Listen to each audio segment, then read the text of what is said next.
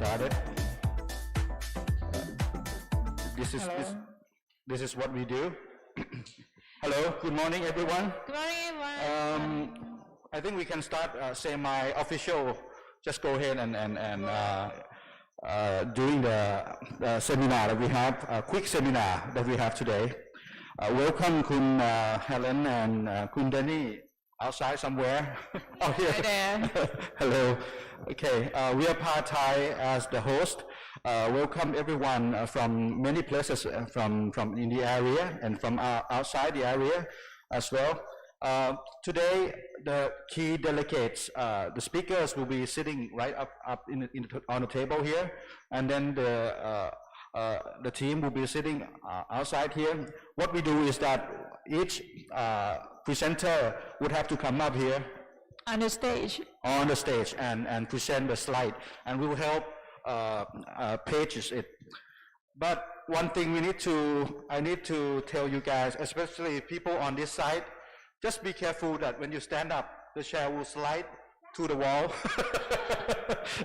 This is what the organization that hosts us told me yesterday, that just be careful. We just fall down. See, it's kind of similar to building standard we have in Bangkok. Really? No. This is very old building. It's actually 1 meter deep. This is one of the first building that happened here in the public relation department, which is very old and heritage organization. This is one of the very first building that they have. They just finished a renovation about 2 years ago before COVID, and then just closed for 2 years. And then this is one of the first group that Had the have an opportunity to use this building. yes, to initiate the building itself. So, okay, just be careful on this side, and maybe on this side, I'm not sure, but just maybe This one also similar small as portion. well. Yeah. ครับโอเคครับก็ประมาณนี้นะครับก็เดี๋ยวถ้าเกิดว่าตอนพรีเซนต์อาจจะรบกวนท่านที่ต้องพรีเซนต์นะครับมาด้านหน้านะครับแล้วก็เสร็จแล้วก็กลับไปนั่งที่เดิมก็ได้นะครับจะมีช่วงเช้ากับช่วงบ่ายจะมีคนเดินเข้าเดินออกพอสมควรก็พยายามจะ keep it casual นะครับก็นะครับพอทำให้ดีไปกว่านี้ไม่ได้แล้วขอบคุณน้องๆนะครับก็เดี๋ยวดีก็ introduce ไปเลยไหมแต่ละ Yeah. Okay. So at first we forgot to introduce ourselves. So good morning, everyone. I'm Suchari Rabichantada. Actually, I'm a member of PATHAI groups, and I got a big chance from Pizet and everyone to come here for a moderator today. I'm Jade Bulunwat. I run my own architect firm, Emodi, in the area. And we are a group of people that are pretty much familiar faces, want to do something good for our area and for our nation in the future. Let's hope. From the beginning, I think we start from PN. Okay. To be casual, I will let you guys to introduce yourself shortly. Okay. So please start from Kun Ann. Hi everyone, my name is Anne. Kasawan Sankasubanนะคะ. I am the director of the Suk Enterprise, which is the special unit of the Thai Health Promotion Foundation. I'm here to represent the Thai Health Promotion Foundation to observe what's really going on. There are a bunch of exciting projects that I think we can collaborate, especially with PATHAI. And so we're here to observe and see what we can do together. Okay, hello. Thank you. Hi, my name is Thong Chai, and I used to teach at Chulalongkorn University in environmental engineering. But I'm here today not as a professor, but as a cycling advocate. Okay, thank you. Hi, สวัสดีครับ my name is Bert. I'm working in the mobile application and also logistic company. Yeah. Good morning, my name is Earth. I'm CEO and co-founder of eTran. I'm doing two-wheelers, EV and launch in Bangkok. And I live here, so welcome to Ari, by the way. Hi, my name is T. I'm the co-founder of MoveMe. We are the micro-transit services with the EV tuk-tuk. Thank you.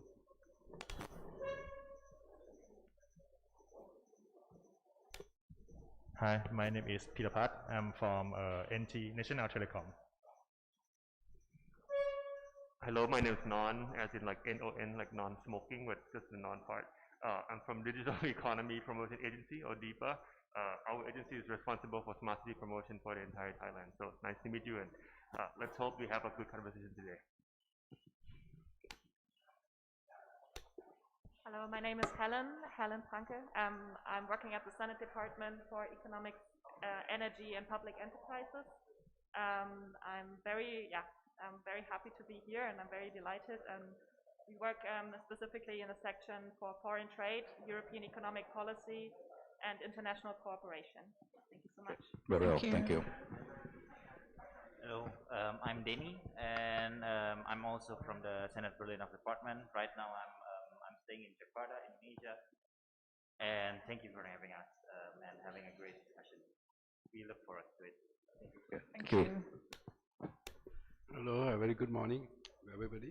I'm Harin Sujdev from Mahidol University. I'm researcher, instructor, and the chair of the Faculty of Environmental Resource Study.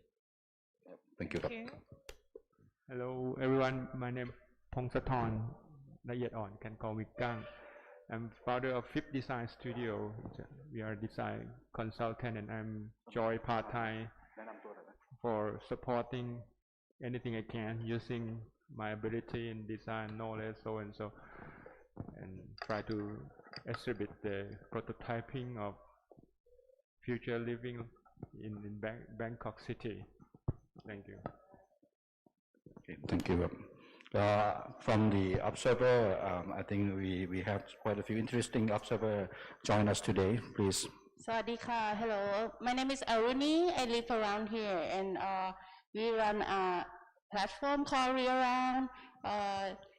What we do is like we work for sustainability and also community connection. We're working for community engagement and public hearing. So I think if there's any project, it's nice to listen to the people who live around here. And also, this is Baz. Hi, I'm Baz. I'm a keen naturalist living here in Ari, and I'm working, I have a small project called Ari Eco Walk. I bring people in the area to connect with the natures around them, using the garden here and all the green structures around the area to be the tools. Okay, thank you very much. Okay, very interesting group of people here today. Yes. It will be a lot of information for Kun Helen and Danny today because we have quite a few delegates that are joining us. I think we maybe start with a presentation. Yes. Okay. เป็นเชิญอาจารย์ดร.ธงชัยครับเดี๋ยวเราจะเตรียมสไลด์นะครับอาจารย์ดร.ธงชัยจะเป็นท่านแรกนะครับ Thank you. What I'm going to talk today is about it's titled Thai Elites Misperception on Cycling, and that's the problem I'm facing because I want to promote cycling here in Thailand, but there are a lot of misperception on that. Well, first slide, please. Oh no. You can see that I am the founder and the president of Thailand Cycling Club, and I am former president of the Thailand Walking and Cycling Institute Foundation. And I'm also the former board member of the World Cycling Alliance. So you can see that I have been interested in cycling for so long. Next slide, please. See, you see on the left side is 1991. I set up this cycling club in 31 years ago. Oh, okay. Okay. I don't think we have much time left because okay, I will try to hurry up. 7 years ago, or 8 years ago, our Prime Minister, the National Economic and Social Development Board has had an annual meeting, and the president and the prime minister went to have the preside over the opening ceremony, and he went to the exhibition area, and he happened to come to our booth, and I had an opportunity to tell him that cycling and walking can be the good tools to improve our country. And he got it. And after that, about a year or two later, I could get the cabinet resolution saying that cycling and walking should be the tools for all local administration to use it as a tool to promote our economic and social aspect. This is very interesting. On the vertical axis is the problems on social and health. On the horizontal axis is the inequality. So you can see that's a good correlation between the problem on social issue and the health issue with the inequality in the society. And it's more interesting is that you can see the dot there, the green one and the red one. The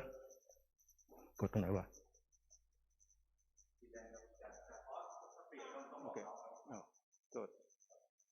กลับไปก่อนกลับไปก่อน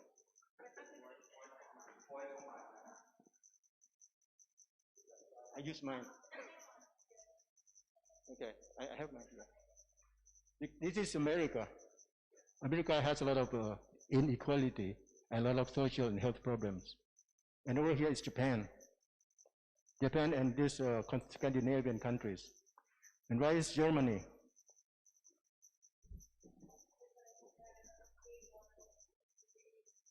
This one. So Germany is doing quite good, that you don't have that much inequality and you have less problem on health and social. And the red one is, the dots here are the percentage of cycling in those countries. You can see that America doesn't have that much cycling rate, while Japan and the Scandinavian, Germany, Netherlands has a lot of cycling activities. So that with this principle, with this concept, I think that if we can promote cycling a lot in this country, we can have less inequality and have less problem on health and social. This is my classic pyramid of cycling. On the top there, you can see the racer, the national team or provincial team or whatever, they are very serious. They have to train every day. The first group. And the second group is, I call the cyclist. The serious cyclists or the weekend cyclists. This group, I would call is, a lot of them are the elite group. And with the misperception on cycling, that makes it very hard for me to promote cycling in Thailand. But if you have to solve the problem of the country, any country, you have to work on this group. The third group, which is the majority of the people all over the world. But in Thailand, unfortunately, we are talking about this group, the second group. They are more vocal. And when the press want to talk to somebody, they went to talk to the second group, not the third group, which is the main portion if you want to solve the problem. So mind you, sorry, the second group is many of them are the elite group. And this is the, okay, go ahead, I'll tell you this. Go ahead. You see that I'm not a cyclist. I'm a bicycle user. You can see the difference. Because the cyclists, the serious cyclists, they have to have their own cycling gear. They have their own type of bicycle. Somebody has maybe 1 million baht bicycle, while these people will use only maybe 2,000 or 3,000 baht bicycle. The way of thinking is very, very, very different.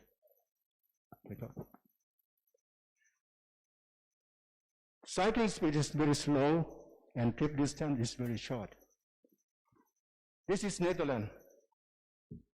The Netherlands, the Dutch can cycle only about 3 kilometers per day per person, which is very short. While the second group are the cyclists, they ride maybe 20, 30, 40, 50 kilometers a day. That's different. So if you want to talk to the second group, you talk about 50, 70, 100 kilometers. You talk to the third group, you talk only about 1, 2, 3 kilometers per day only. You see, there are differences in the way of thinking. Sorry. And the vertical axis is the death rate. If you cycle more, you have less death rate or less fatality. Why is that?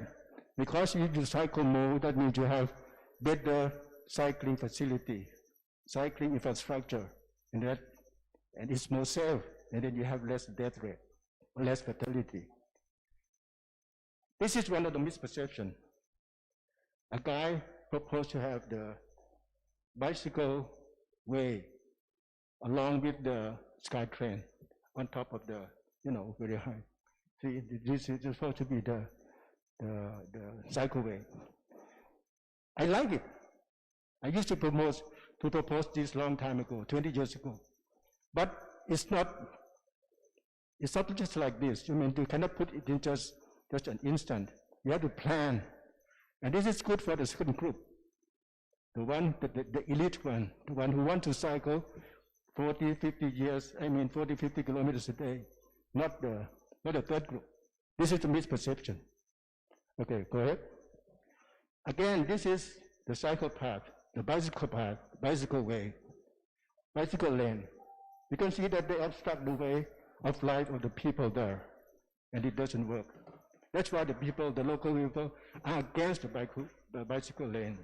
And you make it harder to promote cycling in Thailand because of that misperception. So I have this slide. Don't build bicycle lane where weekend cyclists want, but do local people need. If you make it where local people need, then it's going to be practical and more acceptable. But at the way we are doing now, we are doing here. They just do it where it's not needed, so it doesn't work. The risk, there are two different types of people. The left one, of course, they have a risk, high risk of using the bike. But here, you can see they go even wearing the high heel shoes, and it's very safe. You are from Germany, you can know that it's very normal, but not like this. I'm okay. I'm also a cyclist. I used to compete in races too, but being that I still think in terms of helping the third group to cycle more safely. Cycling can be very safe, as in Netherlands, Denmark, and Germany. This is Germany. You can see that it's very safe. This is the death rate. But at America, very high rate of fatality. Why is that? America has also a good system of cycling infrastructure. But most of them are the second group. They are serious cyclists. While the Europeans are more bicycle users. So it's safer because they don't ride fast, they don't cycle long distance. Okay, go ahead. In Australia, it's the law that you have to wear a helmet cycling. So this guy put this on so that he wouldn't be arrested by the police. As long as you have something on your head, it's okay. So, it doesn't work that way. If you talk about the third group, you're not talking about helmet, and this is misperception. And the second group always say that if you want to cycle, you have to wear a helmet.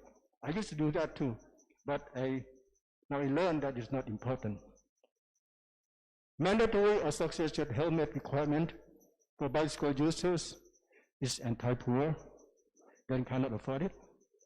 Anti-woman, I used to talk to a lady who is the chairman of the European Cycling Federation. She doesn't wear a helmet at all. say that it's not good for her hairstyle. You know, so it's anti-woman, anti-child, anti-baby boomer. It is a must. It's a mandatory for the second group, but not for the third group. Okay, ครับ ต่อไปครับ In order to make it possible, you have to work both ways, top down and the bottom up. I already did the top down. I talked to Prime Minister. I can convince the cabinet to have the resolution that walking and cycling are the very good tools to develop our countries.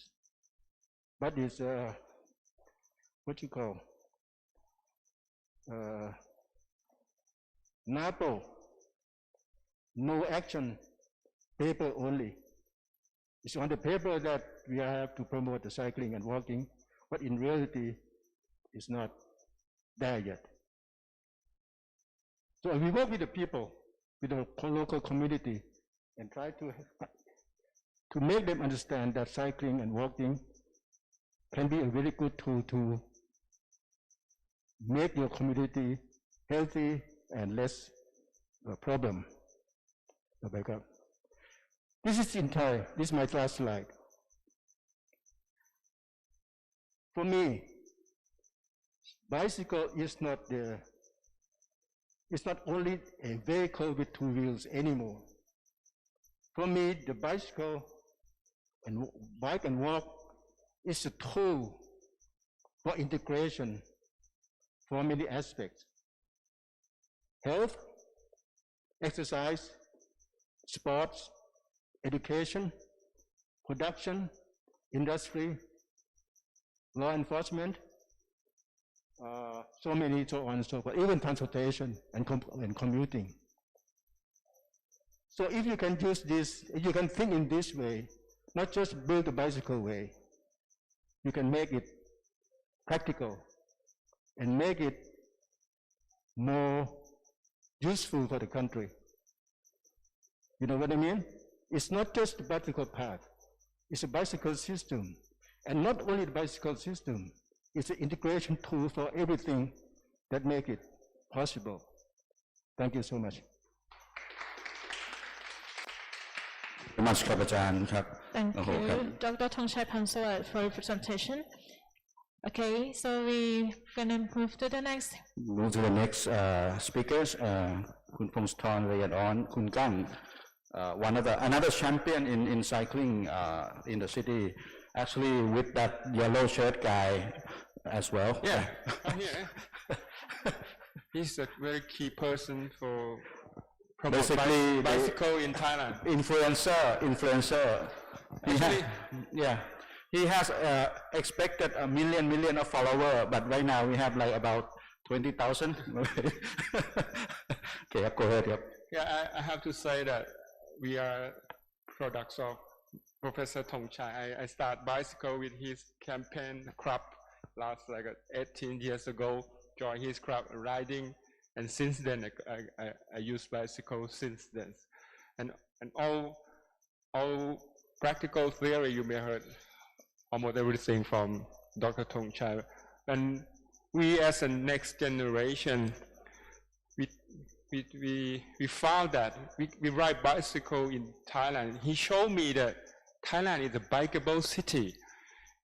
He brought me to ride from the southeast of Thailand to Bangkok, and I myself ride from Bangkok to Chiang Mai, and we use bicycle everywhere in Thailand, and it's bikeable.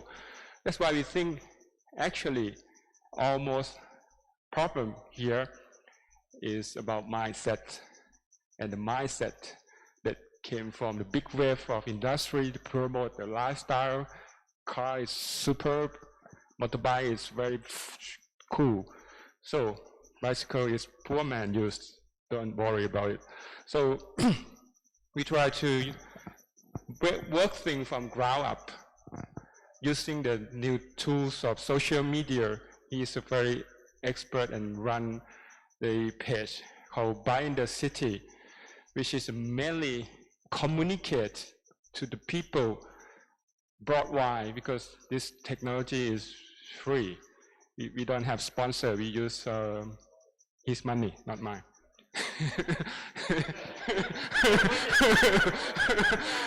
To promote. Your money too, not only my money. We try to promote as a knowledge base to clean up the mindset that actually the safetiness of the bicycle is mostly came from ourselves, our knowledge, our skills, our tools, our concentration, our conscious, everything 90%, I can say like a 95, 99% safetiness is from us, ourselves. And 1%, 2% from chance, which is the same. You stand beside the road, you can be hit by a car and die from chance. That's the same. So we use the tools, and he run this very actively every day, try to not just push information, we try to gathering data from public, what they concern, what they worry. Somebody don't agree with Bangkok is dangerous, you are crazy, you're gonna die soon. That what we heard every day, the mindset is still strong like that every day from now. So today we want to use this opportunity to use this area to make people see clearly that from education, learning, and practical skill of the writing tools and technique combined with the city first foundation and facility, which is not just by land, which is foundation like the signage that let people know that there is bicycle right along the road with the car, should be careful. The line that when people walk and bike across the street, something like that in this area can be bikeable. And because today we try to aware that the increasing of living facility, transportation from energy, fuel, everything seems to be higher and higher. In the next 10 years, we don't know how high of the oil price, how high of the electricity price. So we believe that walk and bike is sustainable and very fundamental. I used my bike for more than 20 years. I designed my own bike, and I think you can use for 100 years. And just one bottle, you can go 20 kilometers easy. And the time is predictable. From his home, which is 15 kilometers away, to here, it should be around 1 hour. Always predictable. But by car in Bangkok is almost unpredictable. And we think we should set up this fundamental to the city and make every area in Bangkok bikeable, which is start from mindset and combine with the facilities, which is, I totally agree with Dr. Thongchai, is not a bike lane. It's a facility that people who ride bicycle need it, not like a cyclist need it, because I'm a cyclist also, and I know that cyclist is a whole different world, different issue. We can't serve cyclists for sure. It's dangerous. When we cycle in Bangkok, that's dangerous. But when we ride bicycle in Bangkok, if we know everything well, act well, it's a heaven. It's a heaven. Okay, that's all I need to say. And what do you want to say? Something? Hello? Please help me. How much to do? We almost run out of our money to make it. Thank you very much. Thank you. Thank you so much, Kun Kang and Kun Jong, for the cycling experimental. They are all true heroes. And actually, the bicycle actually, as I told you, Kun Helen and Kun Denny earlier, that bicycle brought us together at the beginning. Just a few things that to notice you. Maybe two quick sandwich right in the front for your stomach, maybe 3 minutes, and then the restroom actually, unfortunately, in this building across, it's already out of order. So when you need a loo or something, just across the street, the building across the street, enter the door and on your right. Okay. Okay. So if anyone want to go to toilet, just let me know. I will let you later. To the way. Because Okay. it's quite confusing for the direction. Okay. Okay, I think the sandwich you guys can also? Maybe later? Just go ahead later, and we continue. Yes, please. Okay, with there are some new key person in the room, but I think we just go ahead and let them introduce while they are talking. นะครับ After we discuss about walk and bike, the next agenda, I think we go ahead with still continue with the mobility, EV, and the platform itself. Could you please welcome Kunti นะครับ from MoveMe นะครับ to show us some progress in the area ครับ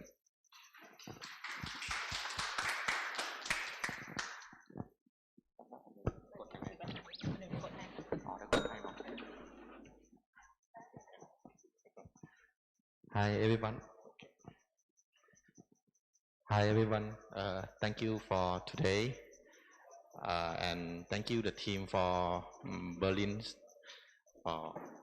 This morning I heard that you come here by the mass transit by BTS, and we as a community have to thank you for you because the way you commune is helping for everyone, and we know that it is very difficult for people in Bangkok to travel in a mass transit. Okay. Okay. Okay.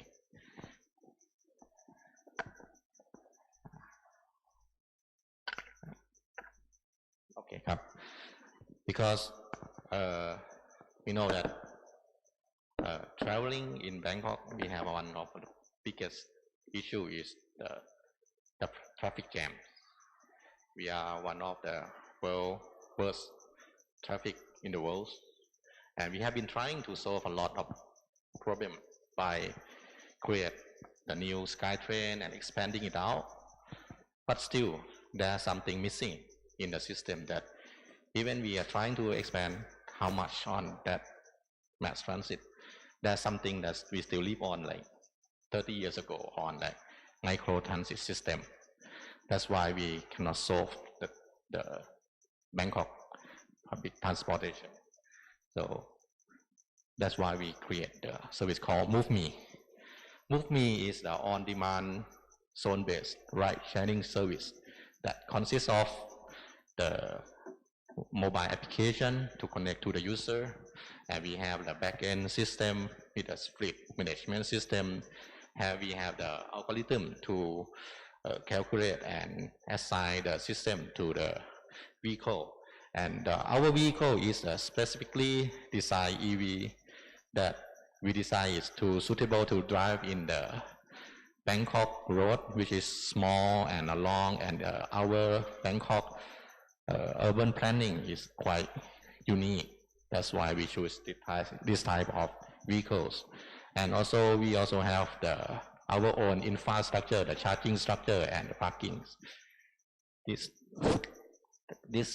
service is MoveMe is trying to connect people to their communities, and we know that people is not just connect from their home to the mass transit only, but actually there are only 20% of the transportation to when you commune. You only spend 20% of your time connect to the mass transit. But there's another 80% that people connect to their neighborhood, to their nearby house, to your communities. And that's a big market. And that's a big problem that there's nothing to create as an alternative to enhance this type of micro transit. Okay. Okay, and we're talking about the microtransit system, and we learned that there are three major angles that the good microtransit have to be. One is have to be safe. Yes, it's safe. Everyone know that your life is the most important. But sometimes you have to sacrifice it because your limitation in maybe sometimes you have to rush, sometimes you are late to the meeting, and sometimes you have no choice. Another one is convenience. Convenience means how it's reachable when you want to use it. If it's not convenient enough, people tend to sacrifice either your safety to use another type of transportation, or you have to stay with your current solution. The last one is it has to be affordable. Affordable means it has to be usable for everyone in daily, for most of the major people which have like average income. So we design MoveMe to serve on all of these three angles. So I would explain next to the next slide about the affordable. So how we make it affordable by we have the our fleet management system, and our service is sharing to make the customer who want to go to the same direction, and we have the algorithm to combine them, and by that we can charge the customer less and we gain more on the revenues, and in that the society also have the benefit of the efficiency of how you use the asset as a vehicle, and you reduce the impact of your vehicle. And yes, we do use the 100% EV, which is we concern that if we have a lot of our vehicle running into the public road, it should not create another problem by create the environmental impact.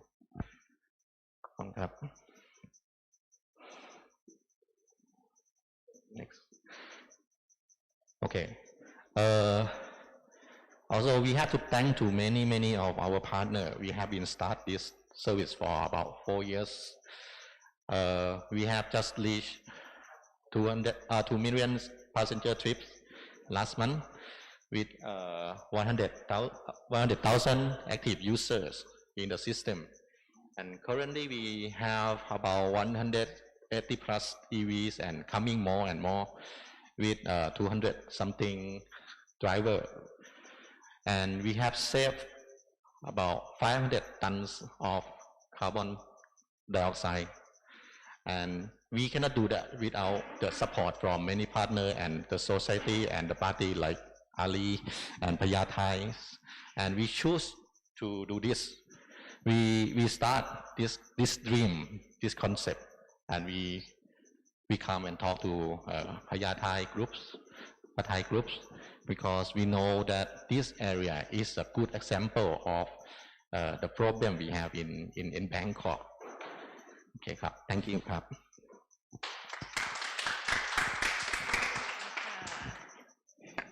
Thank you for your sharing. For MoveMe is another mode of transportation in urban, like PATHAI and Chulalongkorn as well. I was a student in Chulalongkorn. There was a MoveMe service as well. It's very convenient, I can say. So we're gonna go for. Just go ahead, and next one with Kunert have from Etran. Yes. One of my superhero. My background is in industrial design. We design products, but never design one. I turned out design building, but he's the guy that really invent many things. And one of his invention is the EV motorcycle, which is been popular in the fleet right now. Okay, go ahead. Thank you. Okay. So my name is Erk. I'm CEO and co-founder of eTran. Actually, we don't do a motorcycle. We aim to be the cleanest mobility companies rather than try to be, someone who's still destroying the world by producing more EV on the road. It's not solve the problem. But to solve the problem, I think we should offer, best designs, best technologies, best experience to regenerate the healthier environment again, like 10 years ago, 20 years ago, or 30 years ago, where we can have a great air to breathe in, safe the road to take a journey. So it's been around 7 years since I worked on these projects. Okay, let's go to the next one. So our vision is just simple, just to drive the better world. And we set our target in next year to achieving 10,000 units in Thailand and become ESG leader in Thailand electric motorcycle.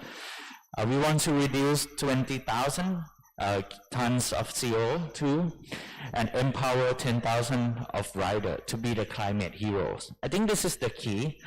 When E-Tran operate the business, we see that the really critical point is about the users.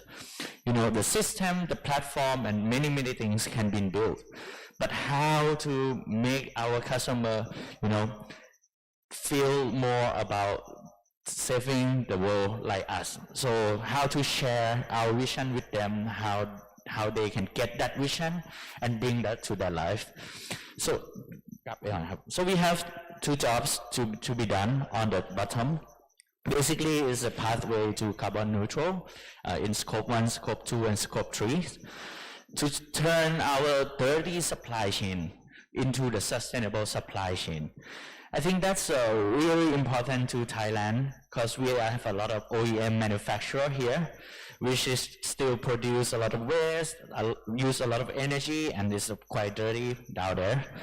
So our job is not just to, you know, push as much as vehicle onto the road, but on the backside, we must change the supply chain into the green change as well. So we put our effort into the development program with our suppliers to transform them from, you know, traditional manufacturer into the future or greener manufacturing. We build human capital with the mindset of diversities. I think to combine, you know, the knowledge from the experienced people and younger talent guys who just graduate or still in the school. Our youngest members is like 14 years old right now. And we have variety of people working on the sustainable supply chain project at E-Tran. And the second is our job in scope 1 and scope 2 to accelerate the sustainabilities. You know, I talk with my shareholder on my board. You know, our success is not, you know, the maximum profit that we can make, but how fast we can accelerate the sustainability into the business, into the social. So how we can do that fast? We do a lot of partnership. You know, like we invite a lot of people to join our ecosystem to be benefit to in E-Tran, and also doing our corporate responsibilities. So people are just asking, you know, like EV is like a toy for richer people. Is that a gadget or the thing? But we do it in a different thing. Next one. So here is our products. Right now, the black one on the top is the thing, the models that we operate now called Myra. It's designed for logistic purpose, for last mile delivery, for people in commercial sector who are using their bikes for their business. The yellow one we call E-Tran Prom. We received a Red Dot Design Award. We winner in innovative categories from German, by the way.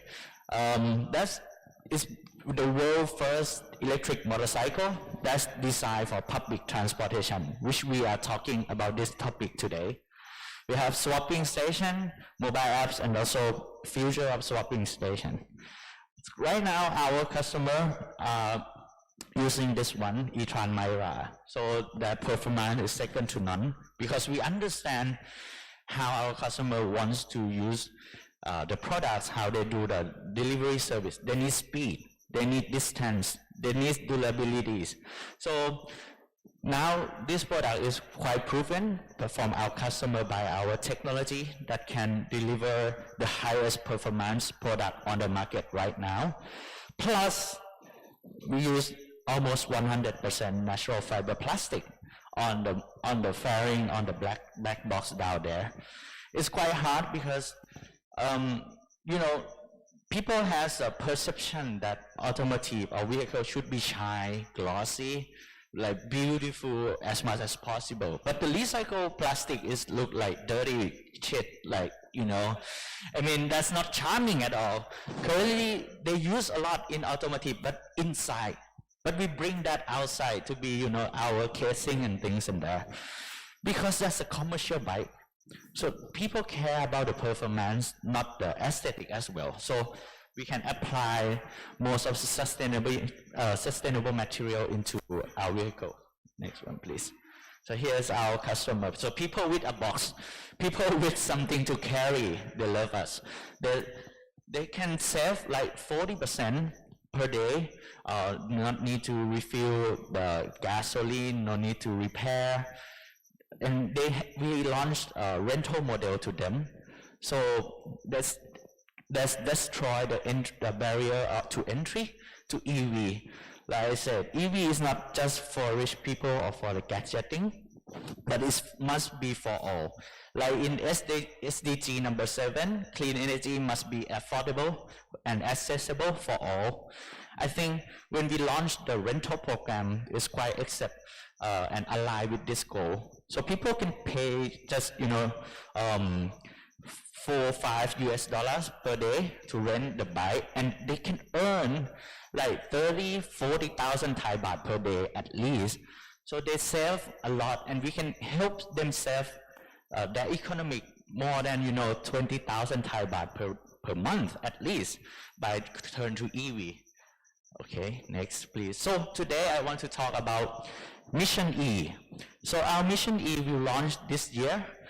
Mission E is talking about how we can electrify our country. To electrify is not just, you know, turn from gasoline to electric, but to electrify, inspire, and make people have a hope that we have the brighter future. We want to create more efficiency into the system of last mile. We want to make sure that our environment is still good and it can be better. So today, we'd like to invite all of you, Berlin people, Thai people, whoever people, cameraman, whoever in this room, to start thinking about e-tron Mission E together. Okay. เอาเลยครับ ไปไหมครับ Okay. So we received the government funding to develop this project called e-tron Prom. Since we received the award from Red Dot Design Award last 2020, we decided to go commercial on this project. The reason that Red Dot give to us, two things. First, this is the innovative business model. For sure, there's no this type of service in Europe or anywhere else. That's around here, Southeast Asia, Thailand, Myanmar, Cambodia, and Laos. We have the public motorcycle taxi service. Second, here they said because we use a lot of sustainable material to produce this one, like bio-based or natural fiber plastic into the body parts of our, and fusing, you can check it on the website. So I want to transform this type of service, which is dirty, lack of efficiency, and not make the environment better at all. We have more than 180,000 of riders who do this service around Thailand, which is a lot. If you think about if they ride like 100 to 200 kilometers per day, you can multiply by 45 grams of CO2 every kilometer that they ride, and it's become, you know, a lot of toxics down there on the road. So this thing, not just the Red Dot Design Award, I've been working with German guy, but also the only Asian brand that have the MOU with Bosch, with Robert Bosch, by the way.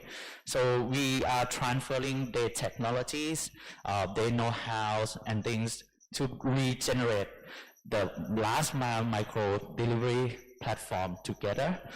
And I think this is the time that we should rethink about this thing. And not just to rethink, but to expand and scale this thing around the world too. So this is just my visual that it should have. And I just talked with the embassy at Paris, and they say, oh, right now there are some people, doing the public motorcycle taxi in Paris because the traffic jam, just crazy in the rushing hour. So I think if we can prototype this and test this to learn, how to make the two-wheelers to become one of the major public transportation, how it's gonna look like. Should it look like a bus stop? Should like a taxi stop? Should it look like whatever in any form? Should it have a charger down there? Should it have a swapping station down there? I don't know. I don't have the answer. But today, just want to invite people in RE, people from Berlin, to explore the opportunity together. Next slide. So, like I said, my prototyping in PATHAI district, with local service provider, maybe use MoveMe to call the two-wheelers, e-tran to provide the vehicles, power station, energy, and with our group of people in this room, how can we, learning from this prototype? So I just, so we want to set up the KPI together with the team. I just use our mission E as our KPI, electrify, efficiency, environment, and this just the draft one. We can discuss it later. How we want to measure to launch the two-wheelers as a public motorcycles taxis, and I think it should take like a year or year and a half to operate and test and pilot this thing and learning together. This year will happening here, but next year will happening at your home. It will happening in Berlin. This thing from Bangkok will go to Berlin next year. And if it's good, if it's not good, whatever, we will learn. And I think next year we can do this around Thailand and Europe as well. So I just pop up with some numbers that to study this thing, we just need like 15,000 Thai baht to study per unit per month. And our suggested size is about 30 bytes to see, maybe 3 stations in RE district, one in the BTS, one in the district, one maybe another place. Yeah. All right. And this is just the beginning. This is the invitation. This is the purpose for collaboration, and I hope that we can continue further discussion together with all of you, not just Berlin people, but Bangkok people, RE people, to make this type of service happen. Thank you. Thank you very much. Very impressive. ขอบคุณมากครับคุณครับสวัสดีครับ Thank ก็ you. โอ้โหสุดยอดนะครับ Every time he makes surprise, I haven't met him for like about 2-3 months. Another new thing comes up again and again. Very good. We'll go ahead with Next case. Dr. Yosapong. Please introduce also yourself, because each of us already introduced ourselves, and just go ahead. Give the stage to you. Thank you. Okay. I forget who am I. Yes. You want me to call someone? Well, I don't have any presentation. I just show the website. Okay, I could introduce myself. You can call me, well, my first name is Yosapong, right? You can call me Ton. That would be easy for you. I'm actually, at the moment, the assistant to the president at my university, King Mongkut University of Technology, for sustainability. So I'm working on the sustainability topic at my university. Actually, my university is actually just announced carbon neutrality 2040. That means we're going to carbon neutrality by 2040. I'm the one who are actually working on that topic.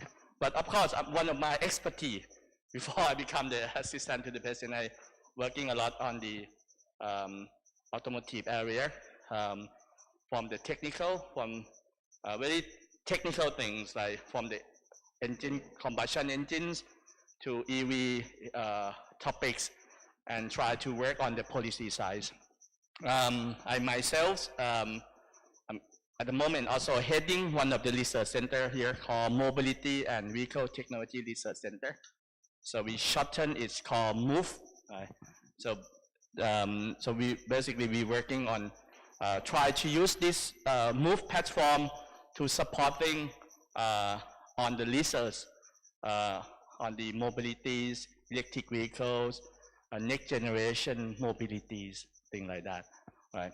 So during the last 4 or 5 years, we've been working a lot, especially on the EV topics. I myself also one of the committee, what we call National Electric Vehicle Policy Committee, which is basically proposing the EV policy to the government.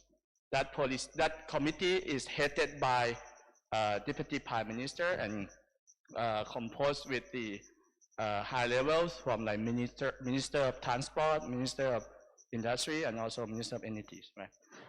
So in this research center, we are working a lot on the mobility issue. As I mentioned, during last 4 or 5 years, we focus a lot on electric vehicles. So we're working some project with a lot of industry and also with the government. So actually, I'm here just to tell that anything with the projects that you see at the first 2 or 3 companies that they are presenting, we are working with them before. We try to supporting them. We also working a lot with some of startup company. Might not be here today, but we are willing to bring them more on this one. So what I'm saying that our research center here are happy to support any activity related with mobility on this, PATHAI and Berlin project. I think I probably would just to give short introduction what we can do. We can do a lot on the research side. We have people at my university who are the researcher from the transport policy to the engineer, and also people working on the policy making research things. So anything that you are interested, I think you can go through the website. The website is really simple, move.community.ac.th. Very simple. You can go through, and if you have any, I don't think I can tell everything about it at the moment, but anything you want to know and you want to ask me, I'm happy. I will be here until 1 p.m. here today. So thank you. Nice to meet you guys. Thank you. Thank you, Dr. Yosapong from King Mongkut University, to let us know about the MOVE, another platform to generate innovation about the mobilities and intelligence mobilities. Okay, so we have that for the first sections, right? Pretty much, I think we still want to compress another another session for you before the sandwich time. If you want to grab sandwich just now, just go ahead. But I think we want to finish the mobility at this range of time. Smart city and infrastructure planning for the people by อาจารย์หนึ่ง and อาจารย์เบิ้ลนะครับ from APAC from University. Assumption University ครับ Go ahead อาจารย์หนึ่ง It's ครับ glad to be here. Thank you. Thank you คุณเจต do I have to introduce myself? Yes. You probably know my colleagues. Not yet. Already? Not yet. Okay. I'm an assistant professor, Jatulon Bulao from Assumption University, Department of Architecture, School of Architecture, and he's my colleague. Okay. My name is Associate Professor Suparat Warai Sathian, or you can call me Nung. It's me #1 in Thailand, okay? All right. Do I have to move? Well, apparently we start off our cooperations with PATHAI a long time ago. I think it's around 2015, is that right? Correct me if I'm wrong, it's a long time ago. And well, it's like Mr. Jet here has been called out for cooperations with lots of institutions, a lot of academics institutions, and we are part of them. And what we did a long time ago, or start off with the event called Smart Cities competitions, right? By the Ministry of Energy, right. Sorry, getting old now, bad memories. And yeah, we did. We had ideas of bringing the young generation designer, architects, and planners to work together. So we brought our students and put that into part of a teaching and learning, and as well as academic service. And we got our students to do research in this area. That's what we began. Right? And part of the studio workshops, and we did interesting workshops with along with the lots of professionals party in this area, along also with local residents, which is very interesting. And so we had it, started off like. Oh, okay. Sorry. Okay. Let me introduce about our university first. Okay, we are on the academic side, like Kim Mongkut Institute. We are in international program that we have many departments in terms of architecture, and we working with the landscape and urban design. So we integrate in terms of working with PATHAI, working with the community, with teaching and learning. So as you can see here, that we working in terms of landscape, in terms of urban planning. Also, we invite all the team from PATHAI and from the district office to comment and give the problem to the student and give the comment to the student as well. Okay, well, it's part of the research that we start off with, and I think we did a lot of projects, right? Every year, I think since 2015, and it's like examples of student work that they propose. So it's like, what they see for their future, right? And they came up with a lot of interesting ideas and concepts, right? I think this is one of the Rama 6 canal, right? From Papa canal. I think it's very, very close to here, that side there. And we also propose, I think, the landscape for this area. So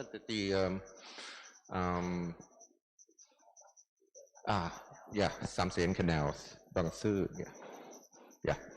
So yeah, as you can see, there's a lot of interesting projects which we hope that can continue and propose something for real for the future. And interestingly, I think we also part of the event for walkable RE, right?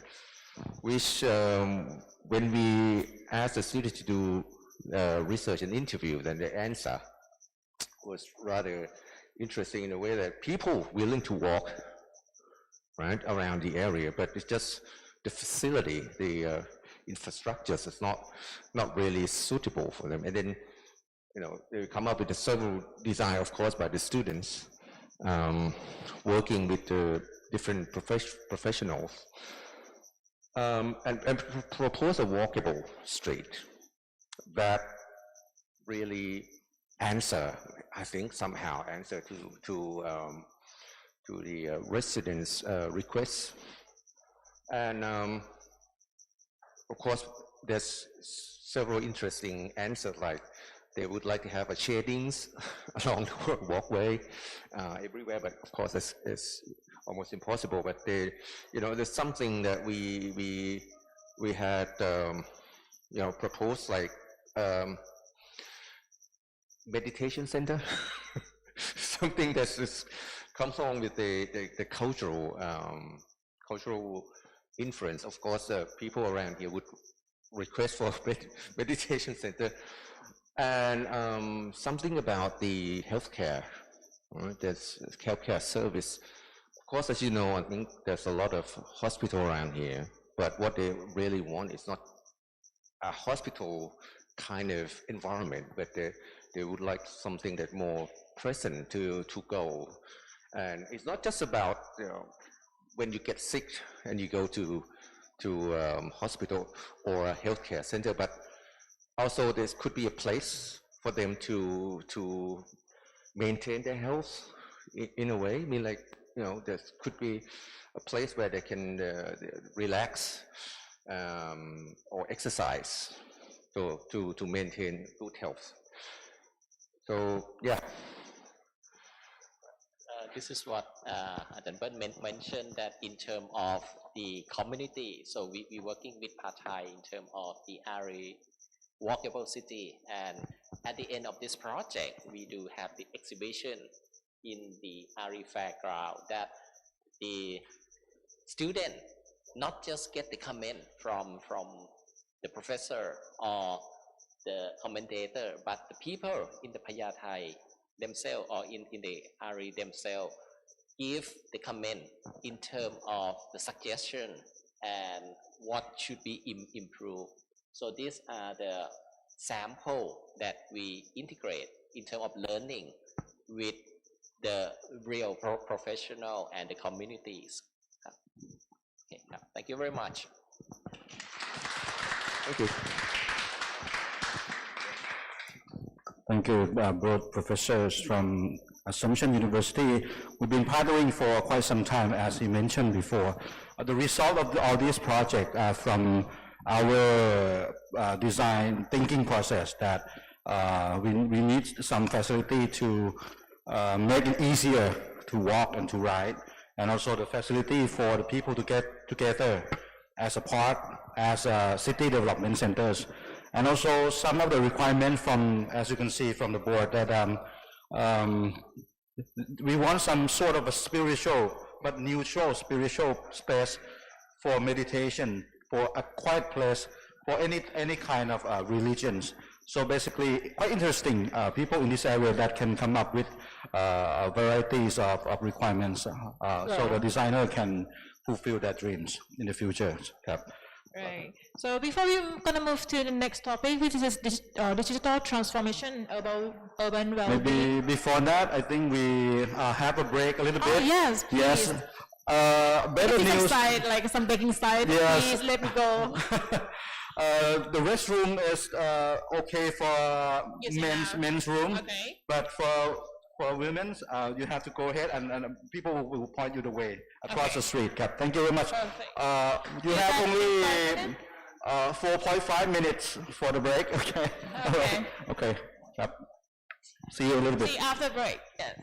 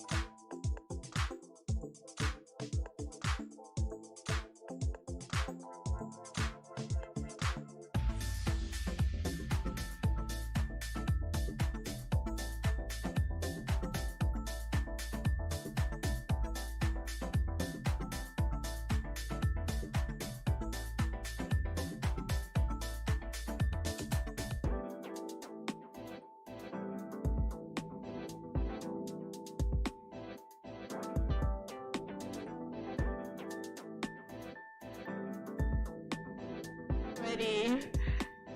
Change, transform the idea. Yes. There are lots of things in Bangkok that need change.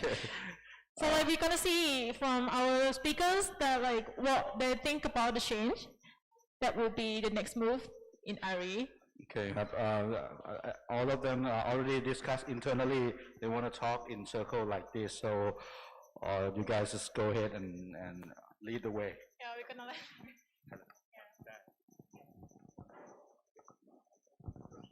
Okay ครับก็สวัสดีครับ so we have decided to change the format a little bit as a circle so that you guys feel free to throw the questions if you have and can stop anytime when you want to share more ideas. During this session, I have service application topics, and Kunnon have something to share about the DEPA and what he working, and Pikong also share with you on the infrastructure in the view of the NT where he's working. First, I would like to start my session on the service application. Basically, I spend 50% of my time in ARI, living in a condominium just at the BTS area. And another 50% I live in PATHAI, 100 kilometers from Bangkok, very remote area, in the garden, in Ayutthaya, if you know, the old capital of Thailand. As far as the service application is concerned, I happen to be one of the team, big team, work in the community social media application. That's the first project where I will spend like 4 minutes talking about it, which is very challenging. And also a second part, I will spend another 3 or 4 minutes talking about the community fundraising application also. Let's start with the first application. Maybe you can run the video. Zone is the micro-location social media, where we hope that the people in any zone, right? When we talk about zone, we're talking about even in the building, it's a very small dot of zone. When we talk about the area, it will become the sub-location area, where we call zone also. And then it can be as large as Bangkok zone, and Central zone, and Thailand zone. And this idea can be applied in any country if we escalate this project into the worldwide level. When we first start with this project 7 years ago with a team of 40 developers in Bangkok also area, and we spent almost like, I think over already 100 million baht, and we are running out of the I would say thank you. And anyway, we come up with a very ready to go package where we think it's about the time to restructure the partnership. It's about time to forming the new partners, and also find whoever want to join and see the same dream, that we want a tool or application where people in the community can throw up any ideas, any pain points, any suggestions, any problems. Because when we're talking about problem today, it might not be the problem tomorrow. So it's quite a living, evolving experience. We need some kind of application that can collect this kind of information. And many times we find that our problem is just if we have time to dialogue with the people in the area, it can be easily solved. That's the concept of the application zone. So my proposal is that if you understand this more in detail and think this is could be another good project for community, then we can discuss with the people who involved in this process. They are flexible to talk and see how we can bring this up to the next level. Okay, so 4 minutes gone very fast. Second application, last 2 years I also part of the team to work in the community fundraising application. We call it Di Songbun application. Di Songbun is a fundraising and donation for anyone who have a very good project, either individual, organization, temple, or any organization who have a good project and need some fund. This project, we enable it with the blockchain so that it's become transparency. It help the donor and those project runner also to track how much money they have earned, how much money they have spent, so that everyone have the viewpoint of what's going on in each project. So over the last 2 years, we have finished already and launched this application already, but we think it's not good enough. We need some more developer in the area of blockchain, where it's very difficult to find. We use Rust programming in the substrate framework. It's very rare to find it in Thailand. We hope that we can get some more collaboration from either Europe, Asia. Now we also talk with South Korea to form up the academy to train local people to become the developers in this blockchain area. So that's the 2 service applications that I would like to bring into your attention. In fact, there are many more service applications that can help ARI and other community in the next steps. Okay, so I pass it on to Pinon. Okay. Right here.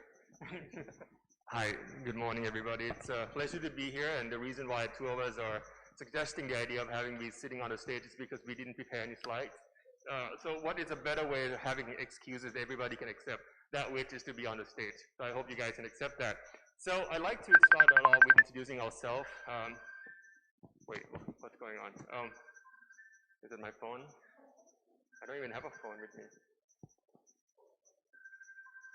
Okay, somebody's calling. Is it Pito from Berlin?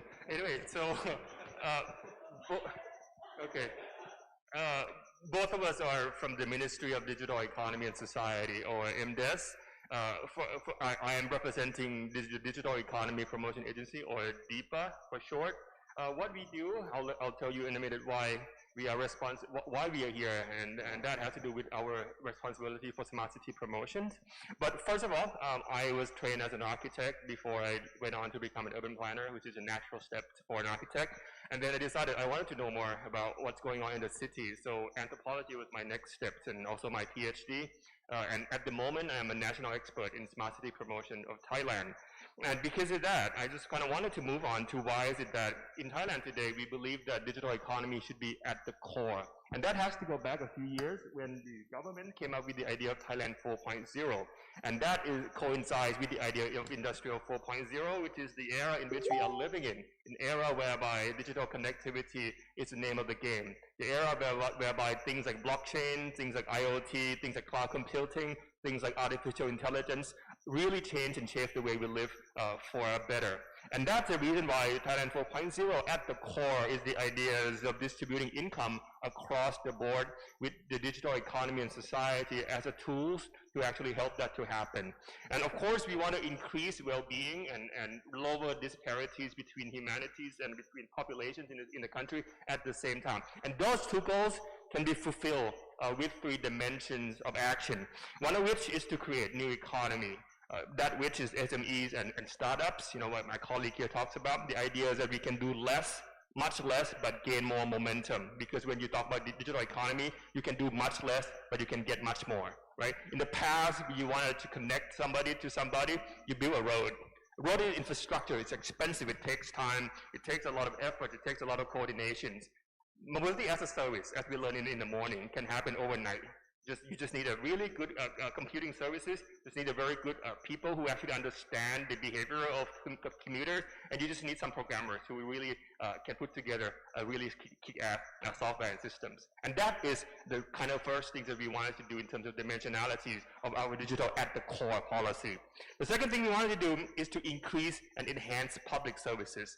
Of course, smart governance is always at the core of any good cities. We are now living in the cities more than ever. Half of the world population are now in the cities. So we need cities that are better than the one we used to have before. So we need better governments that are good at services, good at taking care of people, becoming the hub for communication, serving as a platform for connectivities, matching demand and supply for services, being the trust of data connectivity, and of course being very agile in terms of robustness in providing services that is transparent, inclusive, and of course very swift for the citizen to take advantage of.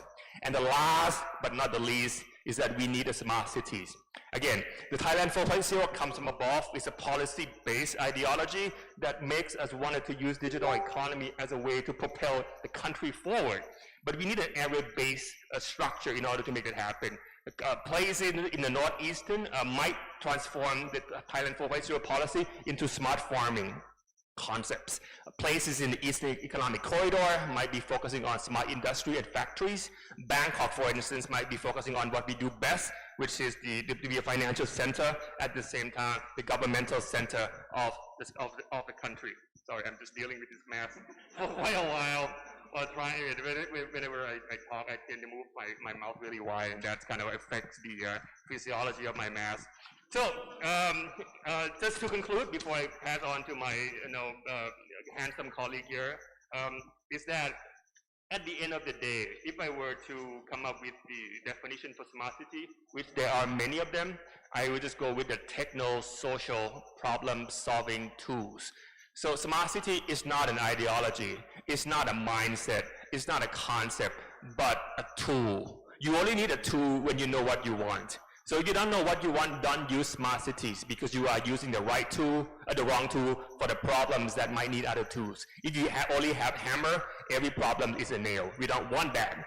So the seventh dimension of smart cities we come up with start with smart environment because we believe that at the very core of livelihood, if it doesn't matter if you are having a great economy, if you cannot breathe because the air pollution is overwhelming, then that's not the point. So we want to start with smart environment, and then we go down to smart energy, which is closely related to smart environment, smart economy, how to match demand and supply, smart mobility, how to decrease accidents, decrease greenhouse gases, and of course decrease congestions, smart people, how to get everybody to be learning throughout their life because we are living longer, so therefore we need a better livelihood for people to be reskill and upskill to live in. We need smart living that concerns and pertains to the ideas of healthiness and of course a livelihood in the cities, and eventually we need smart governance as a basis of all.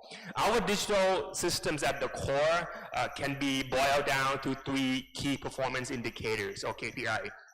One is well-being. We need smart city as a tool to increase well-being. We don't need smart city just because we need a lot of technology. Technology are just a tool, a techno-social problem-solving tools. Second of all, we need participations. A lot of good projects in the world fail because the companies or agencies or organizations or even local governments did not communicate well with the participants and citizens. Therefore, there's a lack of trust, the lack of sensibilities in terms of reliability, the lack of legality, the lack of practicality. All these leads to the failure of the project in the long run. And eventually, the third KPI should be sustainability. And I'm not talking about natural sustainability, I'm talking about management sustainability. Lots of projects fail after a photograph was taken at the opening. Right, you have a lot of projects that are really looking good when the project was launched, when you have all the big people coming and take photographs, but then after a couple of weeks, the project failed to operate because there was a lack of management model. We don't want that. So the KPI are citizen centricity, well-being, participation, and of course, sustainability. With that, let me pass on to my colleagues, Kun Kong here, to talk about how our partner, which is National Telecom, the largest telephone communications in Thailand, to support us in terms of using this background technologies such as communications to actually enhance the way we can innovate cities becoming better. Thank you. So thank you so much, and I don't have that much energy, so in my part, I will tell you about like the fact of the infrastructure in Thailand that we have it right now. So I'm Pirapat from the National Telecom, which is the telco company. Okay, so in Thailand, we the Thai government with the private sector try to help each other to plan and enroll the digital infrastructure in many components. The first one is the fixed broadband or the high-speed internet. In Thailand, we provide the fiber optics, which has like the very high bandwidth for the people in the country. So for the non-commercial area, the Thai government provide the high-speed internet for more than 44,000 villages in Thailand, which is about like 60% of the village in Thailand. And for the commercial part, we do have the internet service providers such as the National Telecom and also True and T-Broadband and other companies do business for people and business unit. So for the next one is the cellular network. In Thailand, we do have like a 3G, 4G, and 5G right now. For the 3G and 4G, the coverage of the cellular network is more than 95% in Thailand. And for the 5G, which is like the new technology that we deploy in Thailand, which has like the low latency characteristic and high capacity and high bandwidth. So we can use the 5G benefits to do many part of the project, such as the smart city, the smart industry. Also, we can do research and develop on the autonomous vehicle also. And we have another one for the AR and VR and metaverse for the future plan for using 5G technology. And for the LPWAN connectivity, which is the low power WAN connectivity, which is the that is like the technology for the IoT that can transmit the data from the sensor and device to the platform. And the LPWAN is quite like a similar. It's quite special for the technology because you can use like a low power and low cost for transmit all data. So the purpose of this GDC project is for contribute and improve the public digital service for people. So the government unit can ask for the resource and service using cloud from the Ministry of Digital Economic and Society. And we can do a better application inside the GDC because we have like the expertise to take care about the cloud and the core engine for the government, and we can make sure that it have like a high security inside. So the next step of the GDC will be like the open data and sharing platform for the citizen and the government. So if we collect all the data inside the GDC, the government can use that data to do the big data and do like things better from that data and benefit from that. Thank you.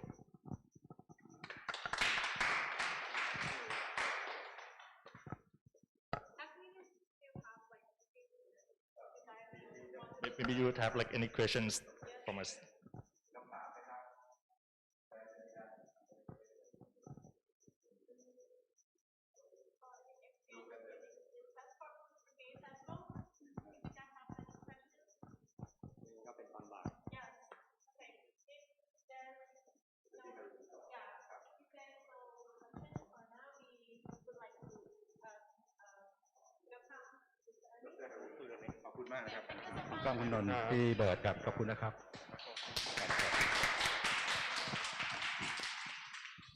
There's hope on the horizon.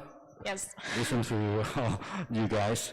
Okay, next, we invite Kun Danny because Kun Danny and Kun Helen might come together, but Kun Danny had to leave early, so maybe Kun Danny just go ahead and show us some idea from you guys.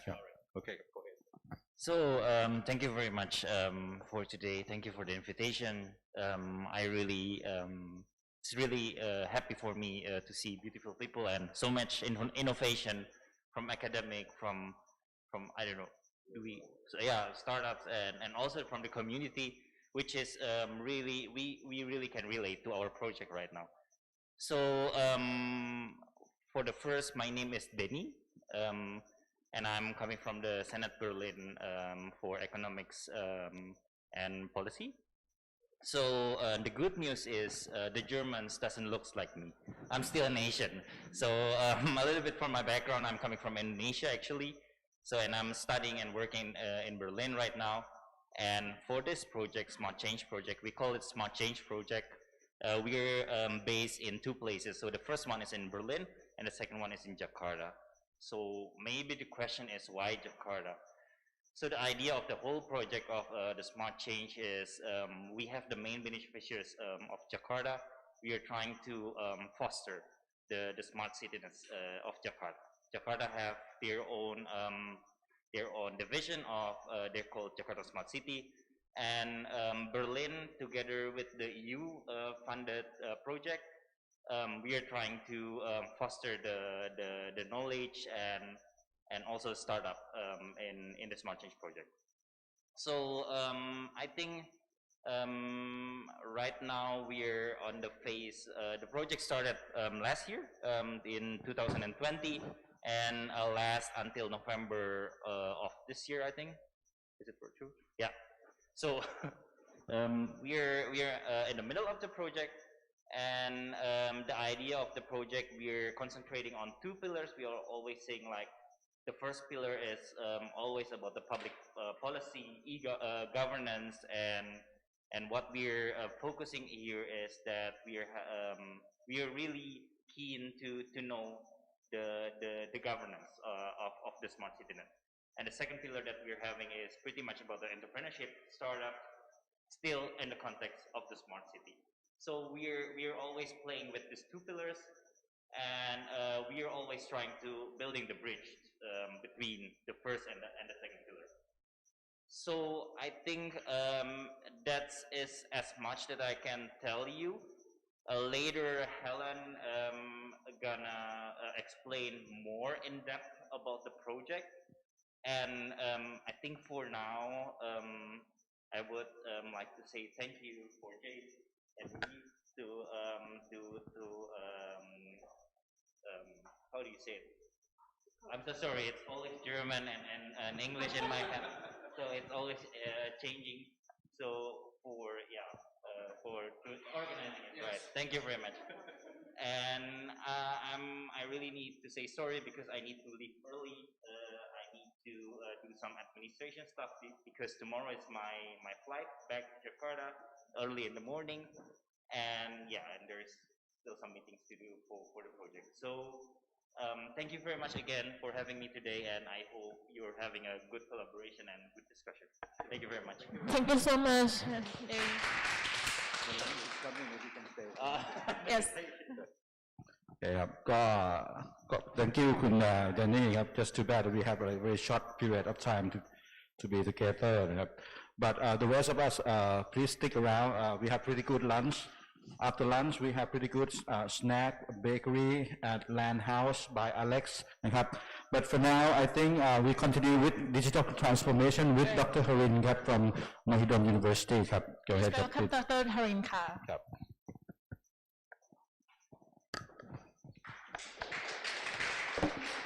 Very good morning. After we have a break, I think in the morning I note down a lot.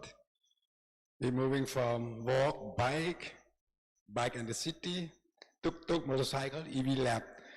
Then we come to the planning for the people. And then we move these just 3 smart guys. We're talking about development and technology. You said the problem is today is not the problem tomorrow is not like the day, like Einstein said, Albert. If you don't know the problem and you try to solve the problem is not the problem, you are the problem. So the problem under the core eval, it have to be integrated. And this, in the morning, have some keyword, different type of development technology. It have to match with the mechanism and diverse stakeholder to confirm the social inclusive and well-being, right? And then, I forgot to say that, they said, they have a range of digital tools. They have a range of technology. They have a range of how to integrate the technology into the social, we call sustainability science. Why I mention this? Because in my presentation, I'm going to mention on that. And then you have the social platform, blockchain, digital platform, and then you have the problem of today, the core eval, And then just now, Mr. Davy, they said they have to talk about for looking for the smart city in the future. I think I'm safe from. Okay, I will start my project, please. Actually, my project, I will tell you the background. My project, I will tell you a story, the digital transformation and well-being. Actually, at the beginning, this project is not dealing anything about the digital. We got the project from international corporation, IGS, and we cooperate with Cellular University and another 3 universities and stakeholders, and local government and central government. So I'm at the head of the project. Please. PowerPoint. Yes. Before that, the project is how to upscaling the Nonthaburi. I will tell you the background first. Nonthaburi is the biggest city, second biggest city after Bangkok. It's going to urbanize. So they said, okay, Harin, choose this province. Why? Because it's urbanized. It's a lot of Garud economy, local economy, agriculture, smallholder, intensive farm, and industrial, and migration from worker from abroad. And then we have the department store, we have the transportation, we have the what they call the major rain. So it's like a compact city. So they said, Harin, how you going to make this city? They said the problem, how to make the city in next 20 years not create the carbon dioxide below the 1.5 centigrade. So we start the project. Our project is named Value and Practice Well-being Sustainable Society under the co-evolve of social dynamism. Very long name. We start the project before the pandemic. And then we're going to start is have a very, very serious pandemic. So we have to continue our project. So we set up a digital team. We cannot do it because we need a technology to help us. We cannot go to the field, we cannot collect data, we cannot collect the carbon footprint, eco footprint, we cannot collect the transportation, we cannot collect the daily life, how they consume, we cannot collect the data about how they consume, how many mobility they use, how bicycle they use. So we set the team that, okay, our project should be transformed under the digital. So we conclude, I'm not going to lecture all this. So we find out the smart city that involved in the digital transformation, they have 4 keywords. It has to be salient for factor transformation, disruptive synergy, enable and enabling. Who can to inform, who can to use the internet and who to take the benefit. And the second one is about the complex science, this and that, is about the modern society, is about the common city. SES it means socio-ecological system. Next. So this is the model from theoretical. This is the thing that we want. And we integrate the digital here, this side. And in smart city, we have 9 types of smart city. We have to find out what type of smart city that Nonthaburi wants. So we integrate that. So we have this team. I don't go to, you can go and check the detail in the website, the project name in the website. Here, the digital transformation. Here, the city that we want. The city, next please. And then I will break a background. Our project is very concerned on the tracking the carbon emission. Before we have, like I said, before the project start, we don't have any application. So our team set up the digital transformation. Okay, if you see that the whole world, this is the United States, China, this and that, the per capita. But you know Thailand, Nonthaburi. Next slide, please. We are number 5 of the world. We are not happy. Who said Thailand is well-being? Who said Bangkok is livable? In 182 countries, we are the 5th. We have only 1 world. In next 30 years, if we expand energy and footprint like America, we need 4 world, 4.5. And you see India, 1.4 billion, they not use only the footprint, eco footprint, you can check the website. It's Thailand, number 4 of the world per capita consumption. So next, please. So we want the digital transformation to calculate this, what they're using, what they live, how they live under the daily life. Impact is mean, you know iPad. I think you have iPad, right? Here, iPad. Impact is mean, I is mean impact, P is mean population, A is mean affluence. People, if they consume the natural resource, only the need, not want and desire. Sustainable development is development that present the present generation, not compromise the need for future. So we're going to use the digital transformation to collect all this data, how they use their daily life. Okay, next please. Our project is notably must certain 1.5 degree. And I'm going to mention what by 1.5. In the afternoon, I will give the detail, what type of smart city and the case example 1.5. Next, please. And please. And we have to answer all this. Our project, we have to answer the global warming, international standard, Thailand national Thailand strategy, SDG, and 12 plan in Thailand. Please. Here, smart city, we find out we have 9 types of smart city and well-being.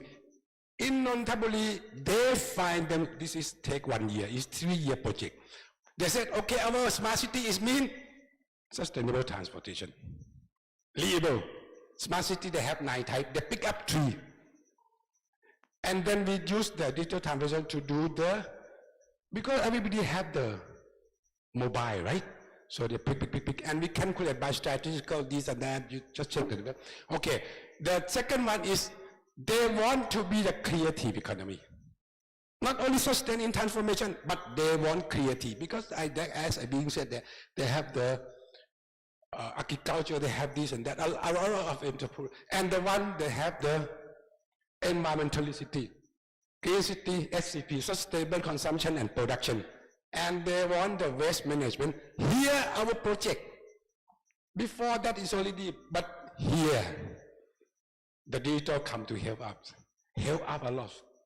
So we set up the step. STEEP, it means social, technology, environmental, economic, and political. We said, okay, digital transformation, set up the team. How social going to solve this problem? How technology, how environment going to meet, how going to, the environmental system going to meet this side, and economic and political. So we have 5 types of digital transformation to involve in this project. Next, please. Here, we have 6 domains. You know why we have 6 domains? In any sustainable city, in the household level and well-being for digital transformation, we need housing, we need food, we need mobility, we need good, we need leisure, and we need service. In this domain is have a detail inside also for 5 subdomains. And then we have a detail to calculate, and then we calculate the choice of carbonized. Next, please. Then we put up in the how to foresight the strategy, make the digital, make the numerical to the strategic plan. We call it backcast. Okay, next please. Then we have here from digital transformation. In next 30 year digital transformation, we give them assignment for 6 months. They just answer to the mobile. In the morning, I get up, where I go, how many kilo, how many drive, how many food I eat, how many leisure, how many time I go shopping, this and that. And then we calculate the carbon footprint per capita per year, and then we step back and then we use the scenario to backcast. How the action plan and our strategy, and what is the key success factor for that government. Okay, next please. Here, all this detail is in the website. We have 4 window of opportunity to create the Nonthaburi province. are under the movement to the smart city, under the movement and help of digital transformation. Next, please. Here, the result. You can ask from my computer. It's about 100 over pages. How digital move. Next, please. Here, the digital help us. Leisure is how about carbon footprint. This is all the, I don't know, the blockchain. I'm not good in that. I'm not the how to link all the data from the, what they call digging down information. I think digging down, working up on computer. This is the calculation to support. Otherwise, we have to do it by manual. Thank you for pandemic. Thank you for pandemic. Okay? Next, please. Here. The recommendation from international community, from national level, culture, for market mechanism. How digital transformation going to involve on that to make non-taboo value and practice. Next, please. Here. How digital transformation could help to upscale the sustainability while reducing the carbon footprint. Yes. Here the conclusion of the whole thing. Thank you very much. Here's the much on time.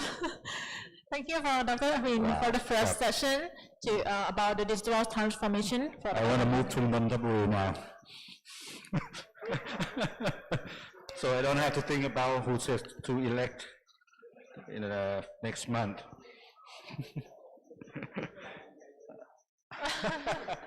We don't worry about that actually.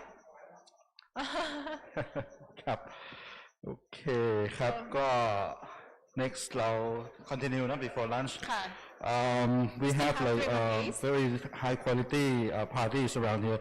Next issue will be urban well-being will lead by Suk Thai Health and my company myself and also we just go ahead and start withพี่แอนครับSuk organization ครับสสครับครับ on stage ครับ Hi everyone, my name is Anne.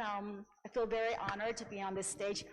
Apparently, I'm the only female on this stage for the entire morning. Give me a round of applause, guys. This is supposed to be a stage for, you know, for both men and women. And what happens with gender nowadays? But we have to realize that we are all for women, one woman over there. Yes, she's the key decision maker. I understand that. Okay, so I'm here to represent the Thai Health Promotion Foundation, as well as we have two business units that's just popped up like about a couple of years ago, one of which is Suk Enterprise, which I am heading at this point, and then Dr. Num right over there is the director for the Thai Health Academy. So first of all, what is Thai Health Promotion Foundation?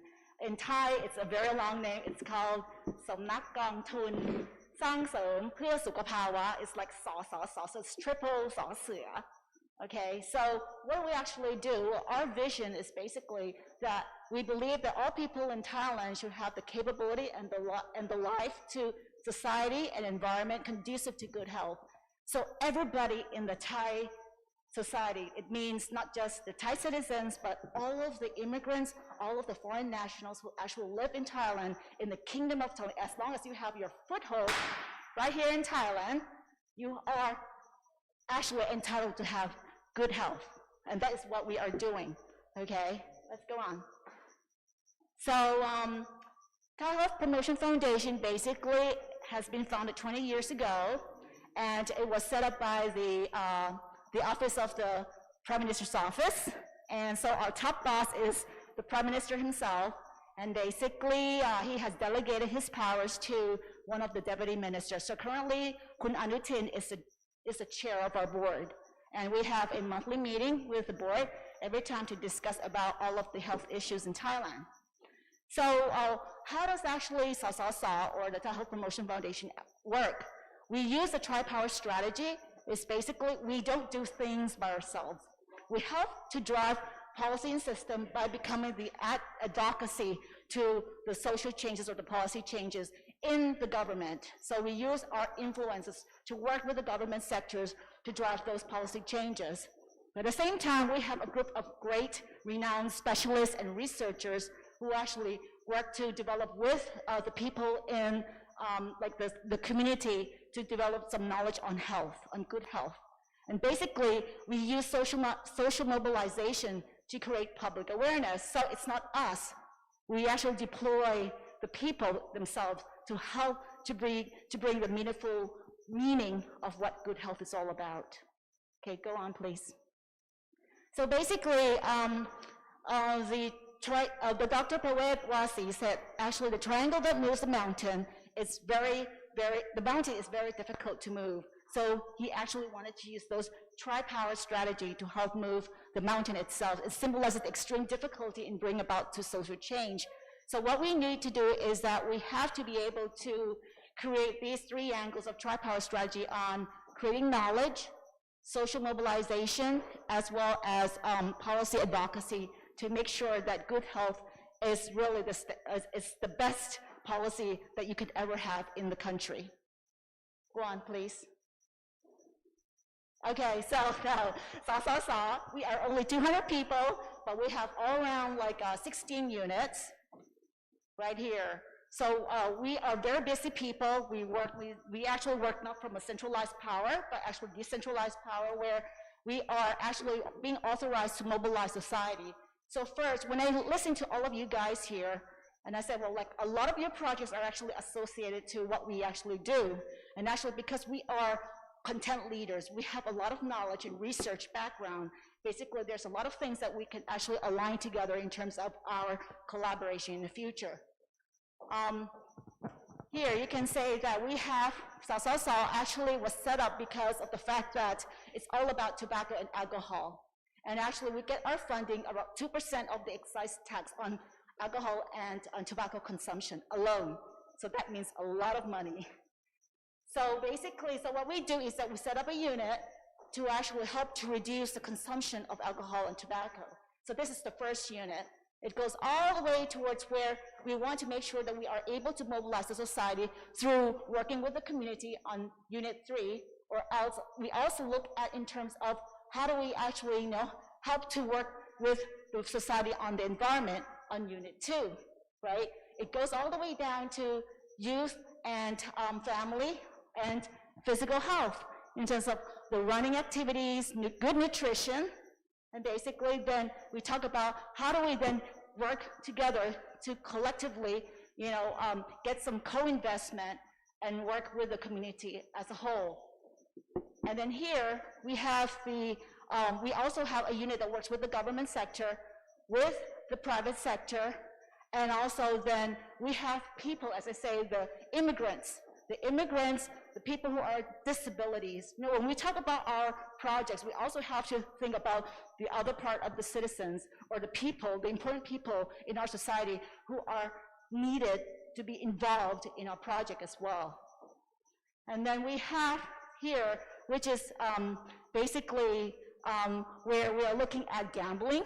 So people who are actually working to, they feel that they can actually use money for some other means. So we are trying to help the people who are in gambling to work better for the society.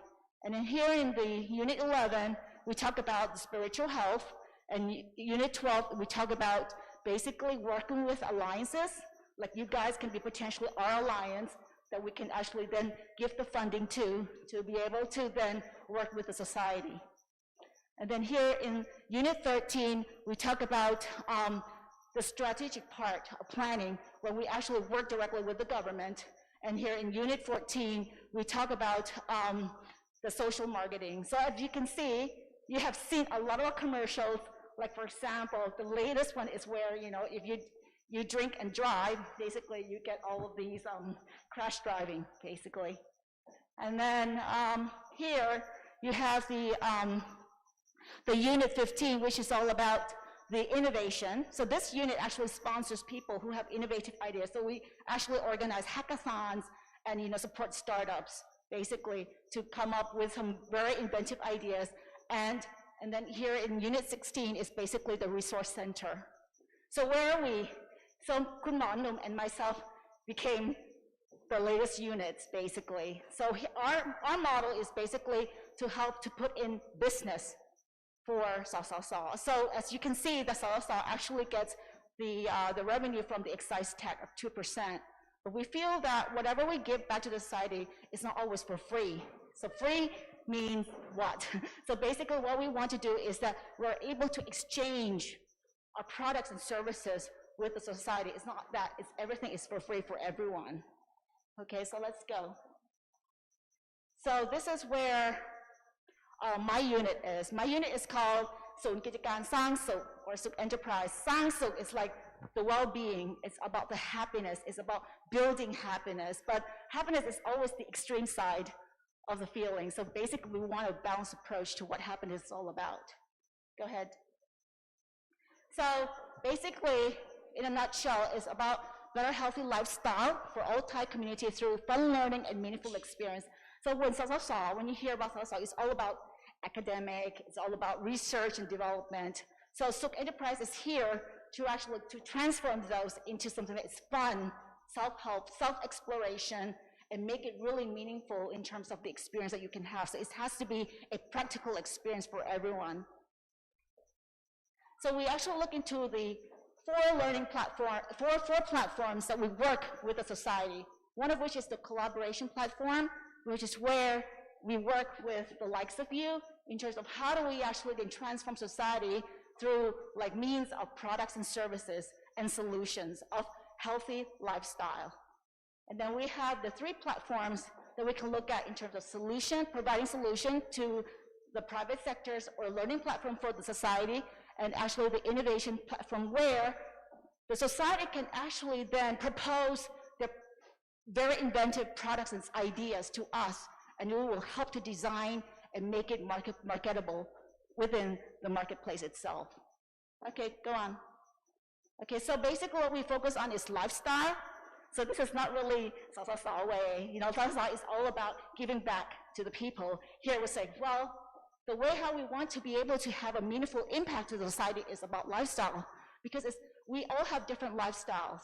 You know, people are doctors or professionals, some people are just students. So their ways and approach of understanding what health is all about is really different.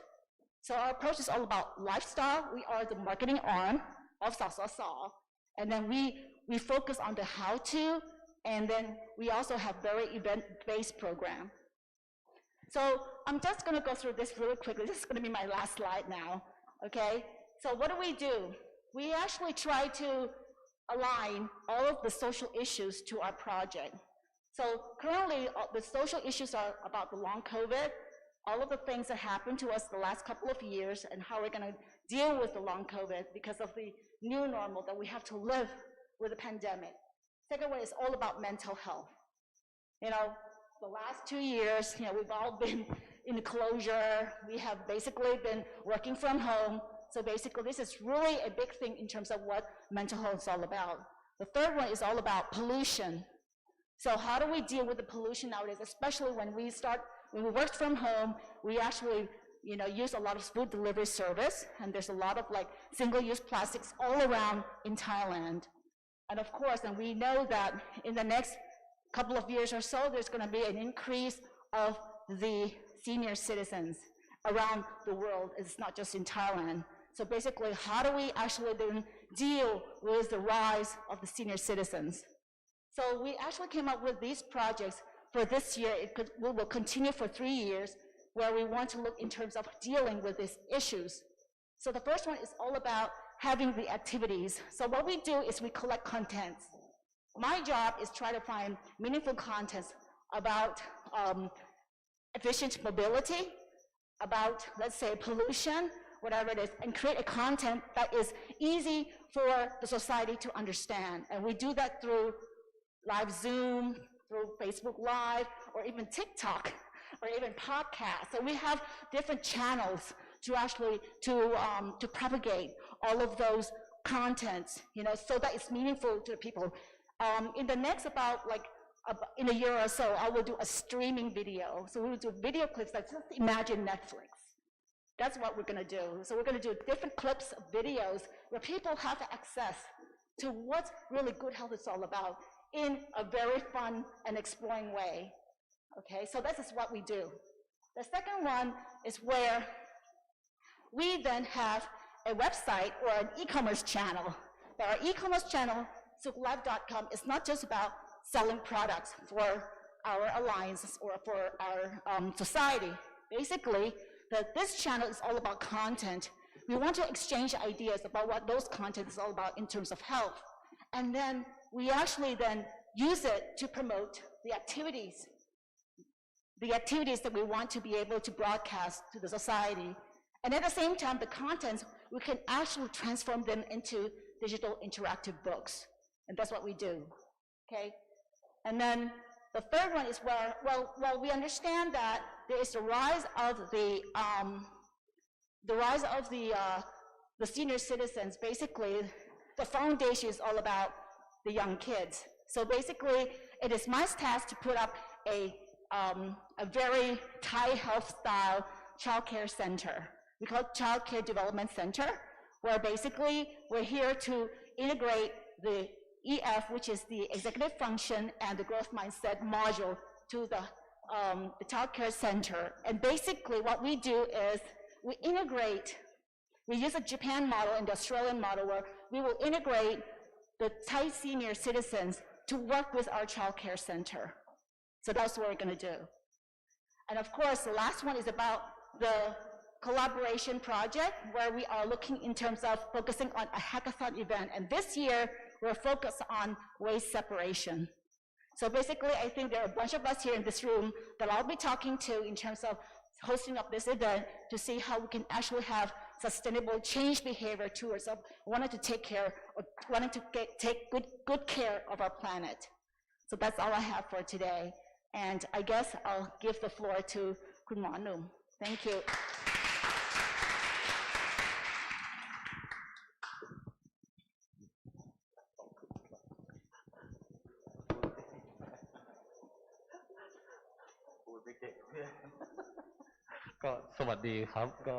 My name is Num.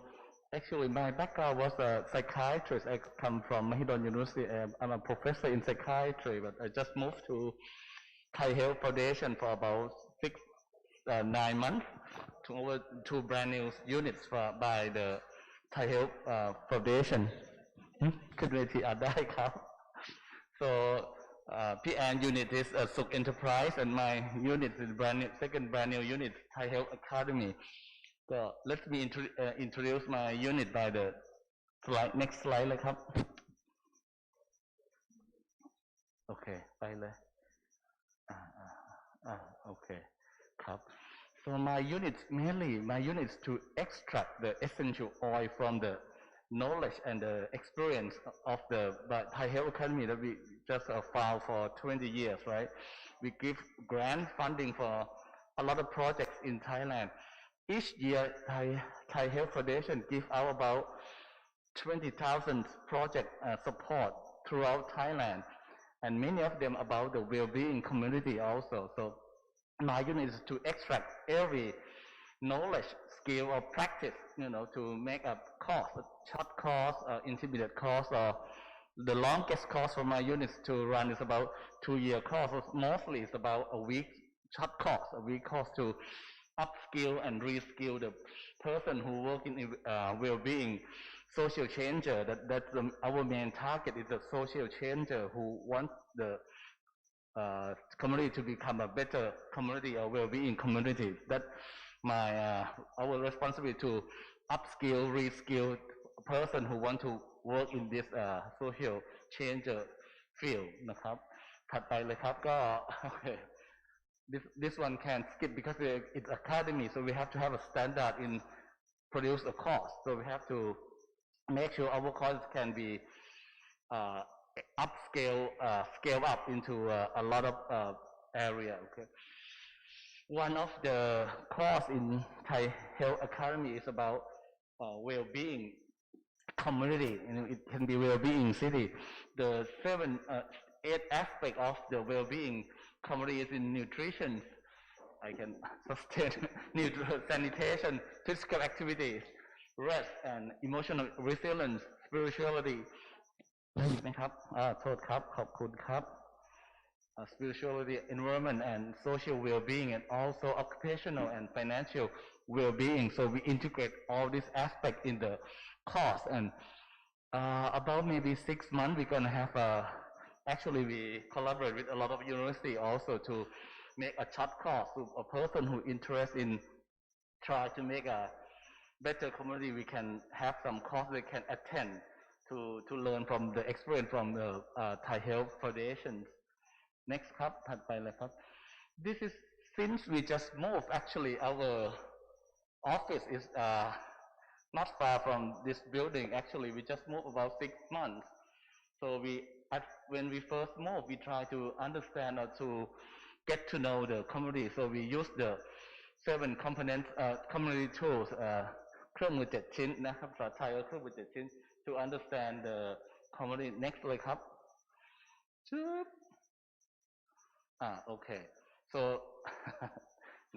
the first one we call it geosocial mapping.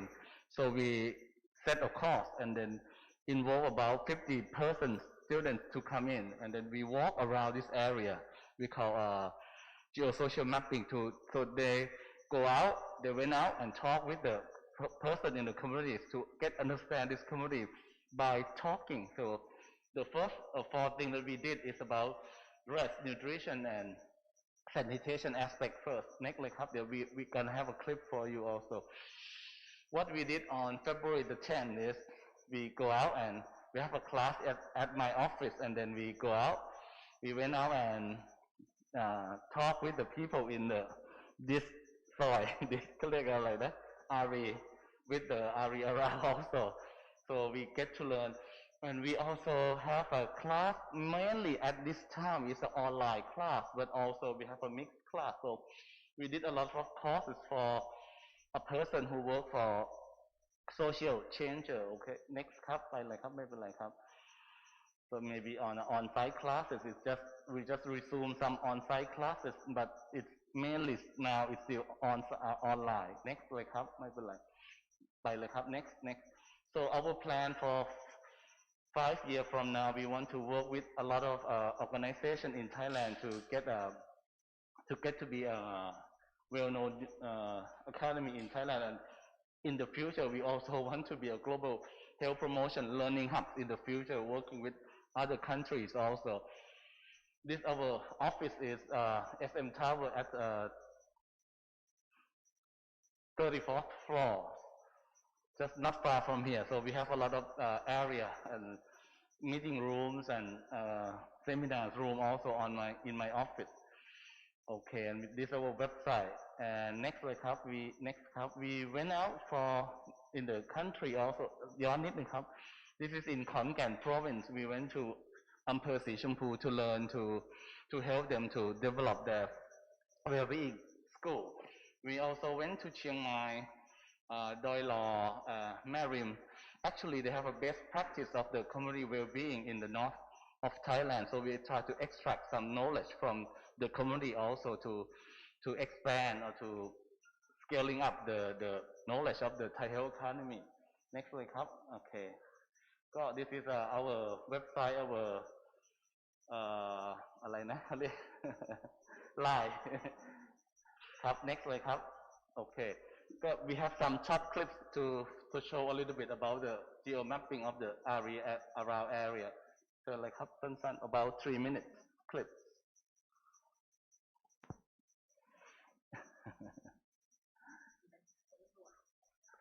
โอ้ได้เก่งเหมือนพี่แอร์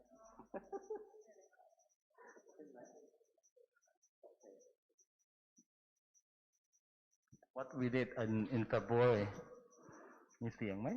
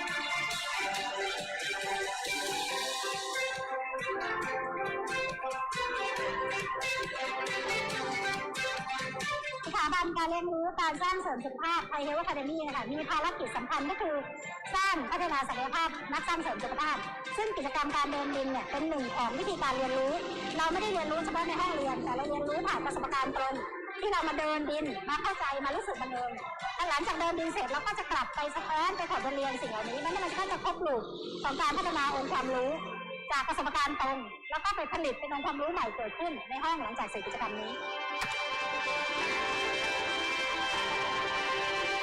ก็คือมีลูกค้ามาจับจ่ายใช้สอยอะค่ะแล้วมีคนเดินเยอะแยะมากมายค่ะมีอาหารหลากหลายค่ะมีตลาดให้เดินช้อปปิ้งครับมีสิ่งอำนวยความสะดวกแล้วก็สถานที่ทำงานมีคนในกระทรวงเยอะครับความสุขก็คือการได้เดินช้อปปิ้งของกินอร่อยแล้วก็มีร้านอาหารเยอะให้เลือกค่ะคนที่อารีก็เป็นคนที่เฟรนลี่มากๆเลยค่ะแล้วก็รู้สึกว่าที่นี่แบบว่าเดินง่ายดีค่ะแบบมันทะลุกันง่ายดีรู้สึกว่าเป็นแบบเหมือนที่ให้คนเดินดีอารีต้อนรับทุกคนอารีเปิดกว้างสำหรับคนทุกวัยแล้วทำให้คนที่ทั้งอาศัยอยู่แล้วก็คนที่มาถึงเหมือนกับเปลี่ยนในความคิดว่าเราสามารถแบบเปิดใจสามารถทำความรู้จักกันคือสนิทกันได้ง่ายๆ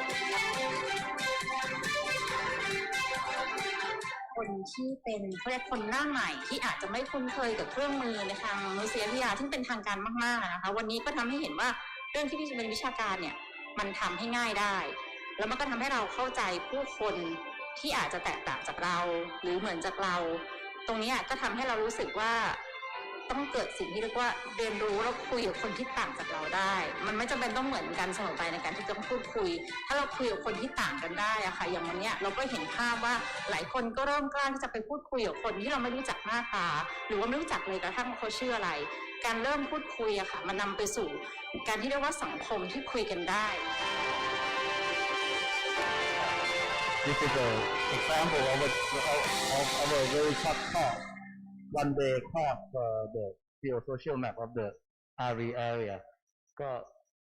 So today, I'm glad and thanks for inviting Thai Health Academy and Suk and Thai Health Foundation to share some of our experience and what we can do together in the future. Thanks. ขอบคุณครับ Thank you for Thai Health Foundation and Thai Academy. I have Thai Health Academy as well. Okay, so before fill up with all flood of information, one more. That's going to be only myself, and then we're going to have lunch together. Okay, outside. Just a little bit. I have only like 4 or 5 pages. Just a little bit to let you guys know why am I doing this, and then if you want to know why Kun Taw Apaiship doing this, maybe go ahead and ask him this afternoon at 2. Basically, I have a small architect firm in Soy 9 called EMOD, Emotional Design.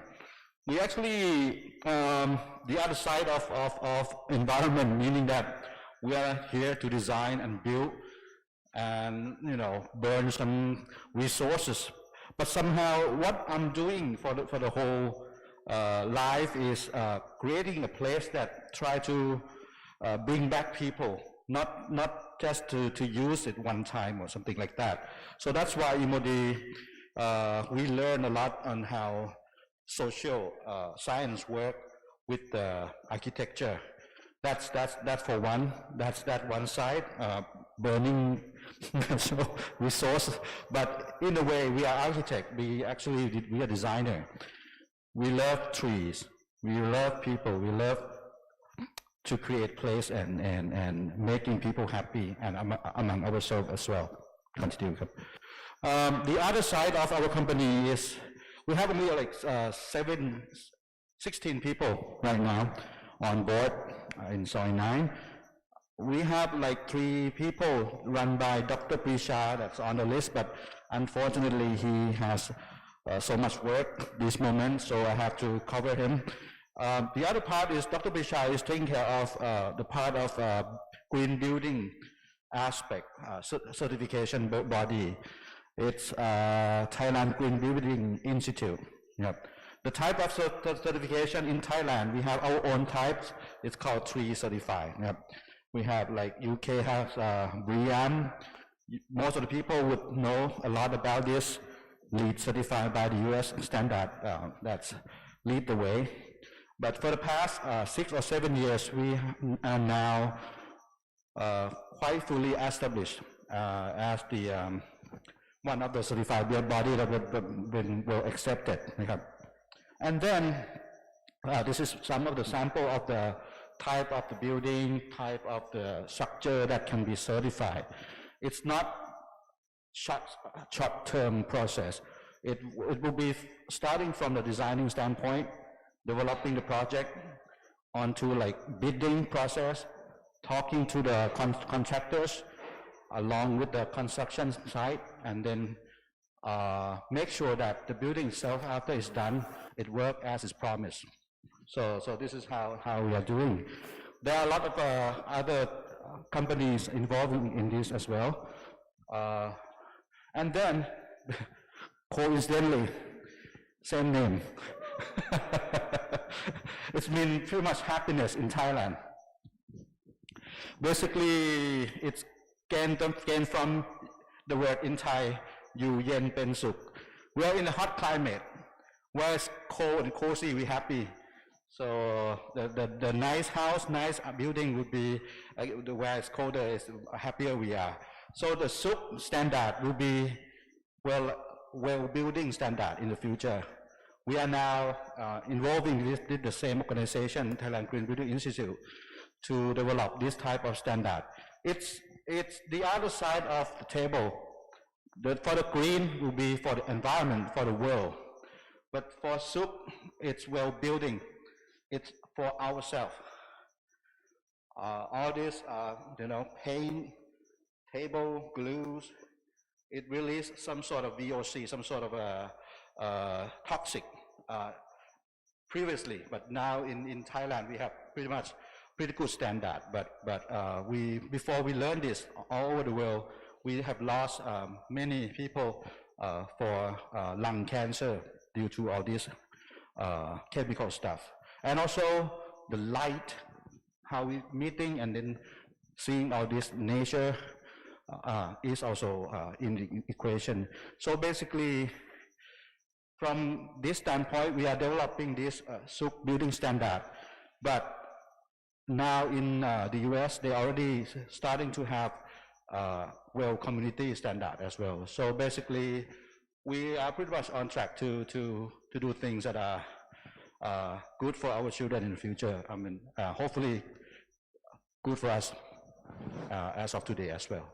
So that's it for now. And thank you very much for give the applause to trying to contain all this information. We'll play it by the ears in the evening, in the afternoon, after the lunch, and see what would be exchanged among ourselves. And also Helen will share us some of the information that German side has to have. And okay, thank you very much. So we finished from this morning sessions. Guys, it's kind of lunchtime that we were waiting. Yes. Because of big lunch box outside. Outside, right? yes. So please feel free to go grab yourself to raise contact. Please feel free. Go ahead, Cap. Thank you so much. See you about 1:30. Half an hour, yeah. Yeah. Maybe we come back in half an hour. Thank you so much. Cap. ก็หลวมๆครับพี่ครับครับ